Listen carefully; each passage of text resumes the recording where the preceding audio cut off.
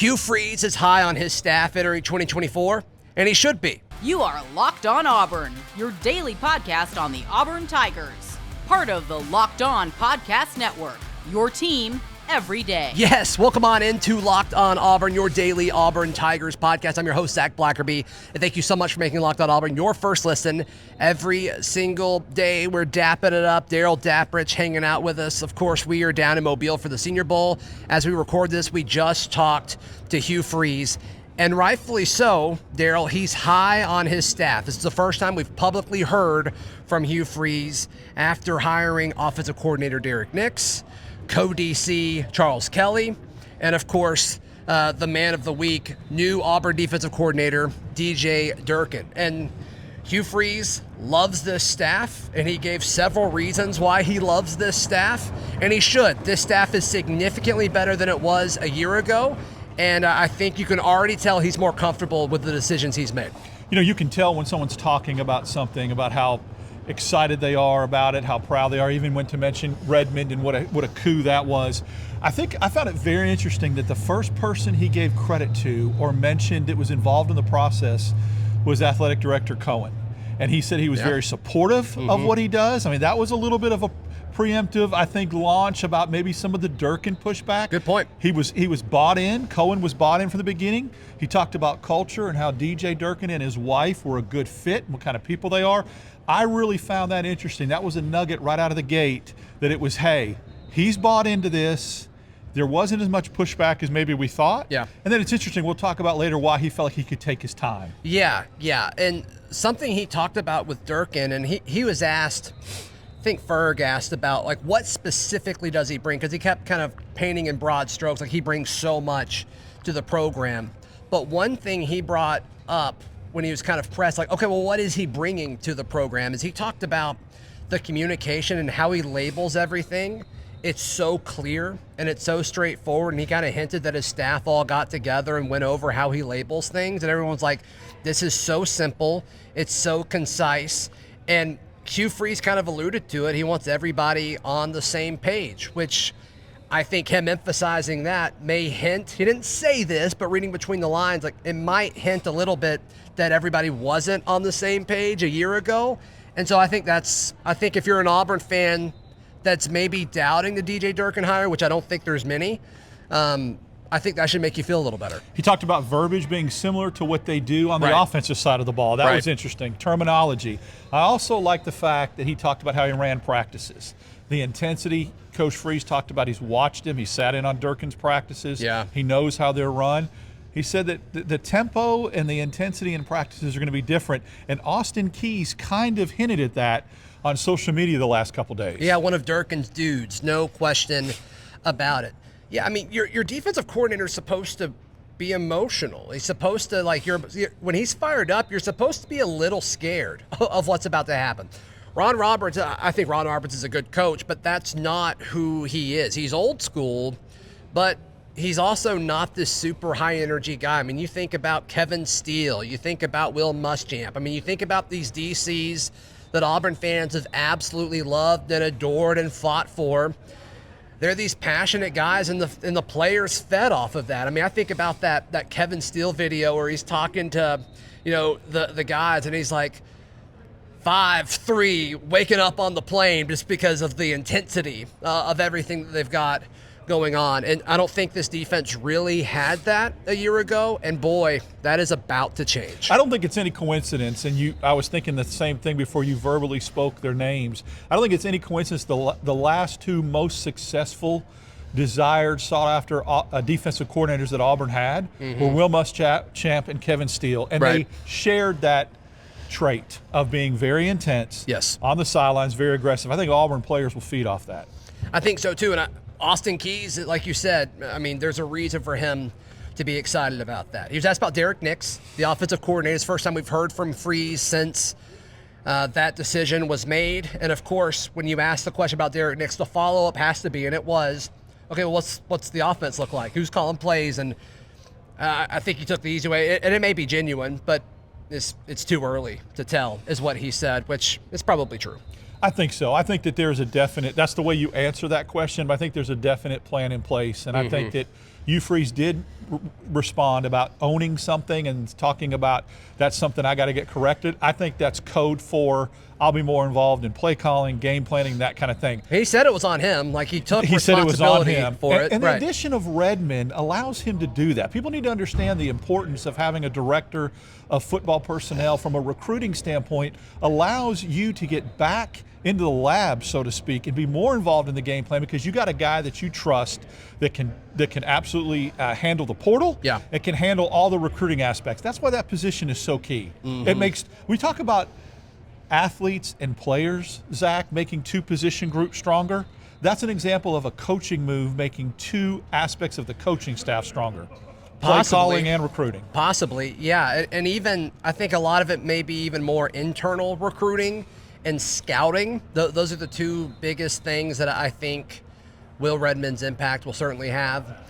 He talked about Coach McGriff. He said it's the third time that he's hired Coach McGriff, so obviously that speaks for itself. And then Charles Kelly. Charles Kelly. You may have asked about Charles Kelly. Yeah, that was you.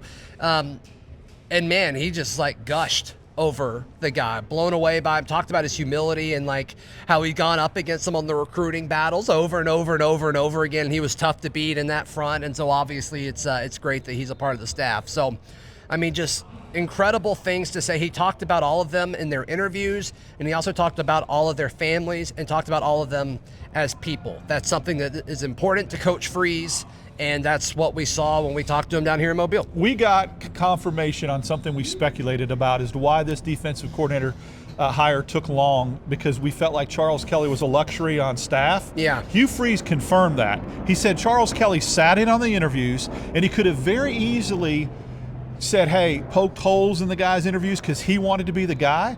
It was very telling to me that Hugh Freeze went out of his way to praise Charles Kelly's humbleness and the fact he never pushed for the job. Yeah. He said, I want the best guy here. Sitting in the interviews, helping interview your co-defensive coordinator, if you wanted that position, it wouldn't make sense. Speaks very, very highly of Kelly. I think that bodes well for continuity on the staff. I think so too. And just once again, the fact that he feels so comfortable with everybody. I mean, if you're a boss or you're a president or a CEO of a company, you want all of the folks under you. You want to get along with them. You want to trust them. You want to trust their families. And that's something that we're hearing from Coach Freeze's messaging early in 2024. He also talked about quarterbacks, Darrell, because of course he was asked about quarterbacks, had some interesting things to say, and mentioned most of the quarterback room. Are we reading too much into it? You tell us. That's coming up right here on Locked On Auburn. Today's show is brought to you by our friends at FanDuel. FanDuel's America's #1 sportsbook.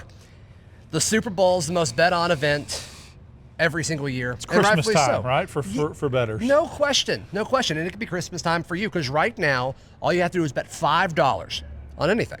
And if your bet hits, you get $200 in bonus bets. Go ahead and do it now so you can get in on the action for the Super Bowl. And I'm taking the Chiefs. You said yesterday you're taking the Niners. Doesn't matter. You can take whoever you want with our friends at FanDuel. So be sure to head over to FanDuel.com/lockedon to check out all of the benefits that you may receive. FanDuel is the official sports betting partner of the NFL and the Locked On Podcast Network. Today's show also brought to you by our friends at Alumni Hall. Alumni Hall is the best place to buy all of your sports swag. No one loves swag more than Darrell Dapprich. I love some swag, and I share the swag with family members, and Alumni Hall made it so easy. Just drop ship it right to their house. That's right. So be sure to check out our friends at alumnihall.com, or you can check out their 3 physical locations in Auburn, Opelika, and in Huntsville. I went last week with my family, and they've got baseball stuff out. I almost bought an Auburn baseball jersey. I will probably buy one in about 2 weeks when we get closer to opening day. I'm trying to see how much weight I'm going to continue to lose. That's a part of this. That's a part of this equation. So I held out for another 2 weeks, but I will go there to get suited up before opening day. AlumniHall.com or any of their 3 great physical locations. Darrell, he was asked about the quarterback. Hugh Freeze was asked about the quarterback situation, specifically about his pursuit of quarterbacks via the transfer portal and the transfer portal window last month. He was very adamant to say he did not, in any way, shape, or form, pursue any quarterbacks in the fall or in the winter portal. And he said, I know that it was a big thing on Twitter. Every time somebody jumped into the portal, he was getting messages, this is the guy. His comment was, I was not pursuing one because I was very, very comfortable with our quarterback room. And then he went on to mention specific quarterbacks. Yeah, and he said he wanted to build it through the high school level. And he said guys like Hank Brown, the baby goat, guys like Walker White. And stopped. Interesting. He didn't mention Peyton Thorne either, but when you talk about up and coming and developing, I think development is a key buzzword for this staff now. They want to develop high school guys. They don't want to go for quick fixes. A guy like Gerner that's already been in the system 3 years, or Peyton Thorne that's his second year, I think the emphasis was more upon how can I develop Hank Brown and Walker White to be that dude to carry us into 2025, which he said is the most crucial year where he still really feels like Auburn is going to have its best class and its best team. Yeah, I think internally Auburn is fully expecting them to be a playoff team in 2025. Not this season, but I believe next season Auburn internally has set that as the goal, especially with the expansion of the 12-team playoff. We don't know what the scheduling situation is going to look like regarding the SEC at that point, but internally Auburn believes they have the chance to be a playoff team in 2025. We both have talked to folks within the program that have confirmed that they believe that, which is huge. And so in order to do that, you have to have a quarterback. And to me, I think it makes the argument more that it should put more of an emphasis on Hank Brown and Walker White. And we'll see what happens as far as their reps this spring with those two guys and Holden Gerner and obviously Peyton Thorne, who's, I guess, technically the favorite to be the starter. If I had to guess who the starter is, I would say Peyton Thorne. But I think that argument makes you want to almost go young and just deal with the growing pains of it all. But that's a conversation for a different day. I think him mentioning Hank first, going out of his way to mention Hank, I firmly believe he is actually in the quarterback battle. And that is something that I think is encouraging for Hank, for one, but two, the fact that, okay, he brought in a 3-star that he really, really liked that was committed to Liberty. I mean, going from Liberty to Auburn's a big jump from a 3-star product, but this is a guy that they felt got better over the course of the year. And I think he's in it. I think he's in the thick of it. And I think him saying that earlier today proves that. I think quarterback coaching matters in this scenario with Hank Brown. I think playing under Trent Dilfer, who's an NFL quarterback with his development, kind of expedites his progress. I think what we saw in the bowl game shows that he was a little bit above curve with his maturation and his decision making. Mm-hmm. I think the physical tools are there more than I thought watching him sling it in the bowl game as well. Right. So I would not be surprised if he had every opportunity to beat out Peyton Thorne in the spring. And we'll know A-Day, hopefully without crappy weather, they can throw it all around the yard in A-Day, and we'll see some things. We'll see some indications there. Yeah, and we'll get reports from spring practice, too, as that starts in just a few weeks, which is going to be awesome.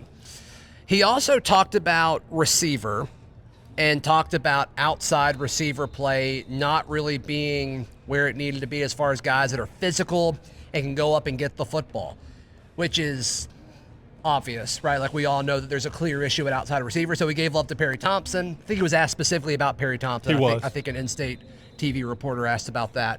And then he went out of his way to mention Cam Coleman. But both of these dudes are obviously going to be a huge part of it. If I'm an upperclassman that's an outside receiver, if I'm a Camden Brown or a Coy Moore and I hear that, like they've got to know that these kids are probably going to come in and take their job. Well, you hope that it does one of two things. It's going to make you realize that and want to get in the portal or not progress like you want to or need to. Or it spurs you and incites you to say, heck no, they're not. They're not coming in here and taking my job. I'm an upperclassman. I'm going to prove you wrong, coach, and then get out there on the field and completely have a different type of attitude to prove them wrong. That's the best case scenario. Correct. That's what we would like to see. We'd like to see some veteran receivers step up and be pushed and try to prove and not let anybody take their job. Well, I love what you said yesterday. We were talking about linebackers on yesterday's show, Durkin's dudes, as you labeled them. Durkin's dudes, that's right. But you're going to stay in the shot? Yes, thank you. Yeah, I'll stay here. You could have walked away. No, but talking about, you made the comment, I'm paraphrasing what you said, but I mean, that's why you recruit at a high level, is so you can have these guys come in and try to take somebody's job. And that's exactly what's happening at the wide receiver position. And I don't think he mentioned Bryce Kane because he was talking specifically about outside guys, but I do think that's going to be a battle for sure. Like I guess he could have mentioned Robert Lewis if he wanted to. That wasn't really how the question was geared, but if he went out of his way to say Cam, he did, and he didn't really go out of his way to say anybody else. I think it's interesting too that we talked about the Durkin connection. You alluded to it, and I asked the question about how key is it to have a guy that's a guru on linebackers with this linebacking class, and he absolutely said we have been rated by a lot of these services as having the number one linebacking class. You like how he said, I think? It's like, coach. And he said that's a comfort level with having a guy like DJ Durkin coach a position group that's highly, highly ranked from recruiting services. Mm-hmm. That's right. And it's going to change the outlook of this 2024 team. It has to. Regardless of who's at quarterback, the receivers have to be better than they have been at Auburn over the last half decade. There's really no debating that. I do love just kind of sprinkle some notes, and we'll kind of give you some Senior Bowl tidbits in a second. But I love that the presser started with somebody saying, "Coach, how you doing?" He's like, "Good. I've been recruiting. That's all." And then he goes on this monologue about recruiting and all the effort they're putting on the recruiting front. And it's like, okay, this guy just thinks about recruiting. Oh, it's like, we just asked how you were doing to start the presser. He's like, I want to talk about me recruiting. I want to sprinkle this little nugget in there too, which is interesting. I know this isn't locked on Bama, but I found it very, very telling to me that he talked about how much since Nick Saban retired they talk on the phone and he gets feedback from him on a lot of things. Yeah, you mentioned Nick called him the morning before he came up here, yes. And he brags about golfing and all the time. But I thought that was interesting. Because he went out of his way to mention it, talked about how much they have talked now. Yeah, a lot. And some of the feedback, he said, I was talking to Nick about how I don't think I've ever got it right after year one. Mm-hmm. And Nick Saban was able to give him advice. Remember what Nick Saban did after year one. Did a reset on some coaches. So I found that very, very telling. And I like the fact that, I don't know, he kind of goes and just, there's nothing wrong with consulting. And they're all in the coaching world, and he's no longer across the sideline now. They're also you see it in any industry, you're naturally going to be drawn to have friendships with other people in your industry, even if they're in competing companies. So I think it makes sense. But he mentioned that, right? And then earlier in that, he was asked about Kalen DeBoer, the new Alabama coach, and he's like, "Oh, is he here?" And he kind of looked, towards the stadium here at the Senior Bowl, and he's like, "Yeah, I know him well." And they crossed paths at the NAIA Lambooth and Sioux Falls, right? Yeah. Right, and so that was kind of an interesting note. Or Lambeth, I pronounced that wrong. Sorry. No, that's fine. We pronounce. I apparently can't say Sorrel Land very correctly, so I'm just gonna I don't know. I even said it 2 different ways yesterday on purpose, hoping somebody would say that was the right one. Yeah. And they still said I got them both wrong. So whatever. All right, we got some Senior Bowl tidbits coming up. Also, I talked to an NFL scout who he gave us 2 defensive backs that his particular organization is keeping an eye out on. So we'll talk about that in just a moment right here on Locked On Auburn. Today's show brought to you by our friends at Game Time. The Game Time app is free and easy to use. It's also the best way, most efficient way, and the least expensive way to buy tickets, whether it's to sporting events, concerts, comedy, whatever it may be, the theater. They've all got you covered at Game Time. Download the Game Time app today. Use promo code LOCKEDON, all one word, LOCKEDON, Locked On, to get $20 off your first order. You pull it up on the app, and you can see the view from your seat. And you also know with the Game Time guarantee that it's the cheapest, least expensive option, because they have the Game Time guarantee. If you can find a cheaper option elsewhere, they'll match it and give you 110% of the difference. So check them out, Game Time, the free Game Time app, and use promo code LOCKEDON. Talking to folks at the Senior Bowl, Jalen Simpson, I think, has made a lot of money already for the first 2 days of the Senior Bowl practices. Darrell, Marcus Harris, every time I see him, it's either he's dominating somebody on one-on-one or he gets kind of stymied. So he's been kind of up and down. But I haven't really noticed DJ that much in drills. I've noticed Jalen Simpson. I can't quit watching Jalen Simpson. Yeah, Jalen Simpson has done some really good things in coverage, which being moved from a slot corner position to safety, he has used those coverage skills at the second level to his advantage. And that's one of the things the scout talked about, that he liked his versatility. Nehemiah Pritchett, up on the big board, as you tweeted out earlier, is one of the fastest dudes here. Doesn't surprise us at all. Almost 21 miles per hour. You can get a speeding ticket going that fast. Some places. If you do that in a school zone, you're cooked. Yeah, that's right. So I think that's pretty interesting. DJ James had a real good physical, handsy play yesterday where he knocked a receiver off the ball, basically drove him out of bounds. It's hard. It's hard to see anything until Saturday's game where it's real live and bullets are flying. But Jalen Simpson has turned some heads, and I think it's just his ball hawking skills and his covers. Well, he or a teammate will make a play, and then he'll do his whole dancing thing. Yeah, and his seatbelt. Some NFL teams are going to love that. Yeah. Some NFL teams are absolutely going to love the confidence coming out of the defensive back. Yeah, you can't. And I've watched specifically, I'm trying to get little tidbits. I've watched the receivers on the national. They're the national group. Yeah, there's national and American. But anyway, the Auburn guys are on the national team. The national practice, the guys that are the best receivers, it just seems like it consistently is who Simpson's picking up. So I think the the NFL coaches are wanting to see that matchup. How he's going against the elite receivers, and he's really holding his own and doing a great job. I think he's been great. And so he's probably the Auburn player that has risen the most. I think some traits that Nehemiah Pritchett are putting on display, I think Nehemiah Pritchett may raise too. DJ, we'll see. Marcus Harris, we'll see. But yeah, that's been a pleasant surprise for Jalen Simpson. Talked to an NFL scout earlier today, and we were just kind of going back and forth on a few guys, and he actually asked me, he's like, so why did Keontae Scott move to outside corner? And I'm like, because Darrell wanted him to. No, I'm joking. But I was like, yeah, it seemed like it was out of necessity. He's like, man, we need him to move back inside. His future is as an inside defensive back, but the NFL loves Keontae Scott, or at least the organization that the scout works for loves Keontae Scott, which isn't surprising, just super blown away by his range. But I asked him, okay, what Auburn underclassmen are you guys paying attention to the most?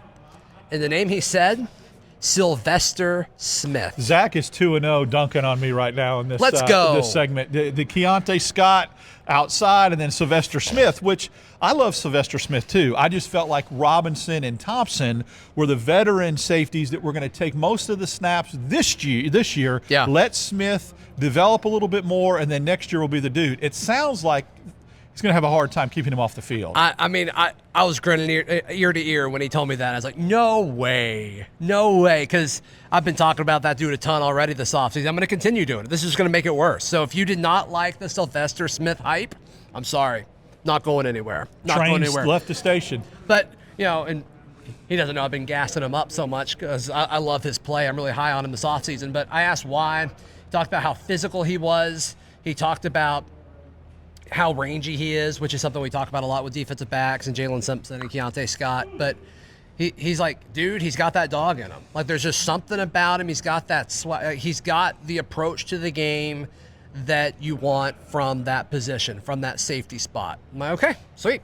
It's really cool and interesting how we talked about all last year. We felt like the defensive back room was the most important, was the most talented and the most impressive room on Auburn's team during the season. And you look out there, and there's three Auburn helmets every time you look in the secondary, which is pretty cool. It is cool. I think that tradition can carry on. There have been schools, LSU was known as DBU, and schools that, Miami, I think Auburn can really start establishing that with McGriff coming back and Kelly coaching defensive backs and some of the recruiting Auburn did, the guys in the portal. Auburn should not see that much of a drop-off in its defensive back room coming up into 2024 season. Yeah, I mean, I talk about it all the time, and I love corners, but Auburn's had an incredible run of corners. I mean, they've had an elite NFL corner since Carlton Davis was here. They've had at least one, and they've had guys that have obviously overlapped, but from Carlton Davis to Jamel Dean to Noah Igbenogany to Roger McQuarrie. Roger McQuarrie, yeah, I mean, and then, these guys. So it's just been awesome. It's been awesome to see. I did ask if they had scouted Kay and Lee, and they had. It didn't sound like they're as high on Kay and Lee as I am, They said that he trailed off a little bit over the course of the season. I didn't ask a ton of questions, but I was like, well, he started at the beginning because Nehemiah was hurt, so I didn't really dig into that. But he's like, this is the year we're really watching Kay and Lee as well. So I think Auburn's got future dudes in the backfield for sure. I do too. I would have liked to ask him if there was any impact on the versatility, not the versatility, but the durability issue of a Nehemiah Pritchett, where he missed the first 4 games. And, we heard it that he could have went a couple of games and chose not to. He didn't want it. How does that affect in the interview process when these NFL coaches start to interview you? Is that something when they look at and go, well, can he play through some pain or some injury? He's got dog in him. I don't know. That dog but I wonder if that's a mark that they look at or they ask in the psychological evaluation of a player. It's a part of it. It's got to be. I mean, you want guys who are going to be available and want to play, and that's why there are bonuses structured into all of these contacts and all that. There's a lot of security that just showed up. Yeah, I don't know if I hope we're not in the way. I wonder if it was my backyard all over again. Front yard, right? Front yard, sorry. Front yard. Yeah, my bad. But yeah, so that was those are kind of the biggest takeaways from everything that happened. Saw Zach Etheridge down there in a Houston pullover. Kind of strange. That was odd. Didn't Yeah. love it. Not gonna lie, didn't love that visual, but whatever, that's fine. But yeah, that about does it. How people check out everything you've got going on? You can follow me on X, Dap6410. I'll be with Zach after basketball games live, and then I'm on a couple times during the week on Locked On Auburn. Yeah. Follow all of our written work at auburndaily.com. We've got a bunch of stuff we're going to put up from the Hugh Freeze presser, as well as some other stuff from Senior Bowl week over the next coming days there. Please subscribe. Please like the video, and let us know in the comments. We've been talking about possibly doing more, Road trips, right? road trips for the show. If y'all like the change of pace, let us know. Genuinely curious. But yeah, this has been Locked On Auburn.